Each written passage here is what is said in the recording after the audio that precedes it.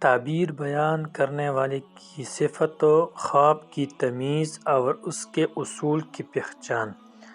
خواب چونکہ نبوت کے 47 اجزاء میں سے ایک جز ہے، اس لیے ضروری ہے کہ تعبیر دینے والا قرآن مجید کا عالم ہو، رسول اللہ صلی اللہ علیہ وآلہ وسلم کی حدیث کا حافظ ہو، عربی زبان اور الفاظ بنانے کے قاعدوں سے باخبر ہو، لوگوں کی حیثیتوں کو پہچانتا ہو، تعبیر کے طریقے اسے یاد ہو، نفس پاک، اخلاق پاکیزہ اور زبان سچی رکھتا ہو، تاکہ اللہ تعالیٰ اس کو صحیح تعبیر دینے کی توفیق دے اور دانایوں کے نقطوں کی پہچان کی طرف رہنمائی کرے۔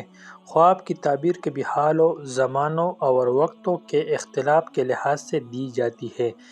کبھی قرآن مجید سے تعبیر دی جاتی ہے، کبھی رسول اللہ صلی اللہ علیہ وسلم کی حدیث سے، کبھی مشہور کہاوت سے، کبھی خواب دیکھنے والے کی بجائے اسی جیسے شخص یا اس کے نام کی طرف تعبیر موڑ دی جاتی ہے، کبھی زیادتی کے ساتھ اور کبھی نقصان کے ساتھ۔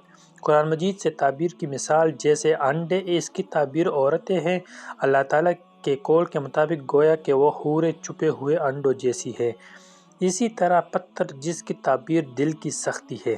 اللہ تعالیٰ نے فرمایا، پھر تمہارے دل اس کے بعد سخت ہو گئے، پس وہ پتھر کی طرح ہے یا اور بھی سخت۔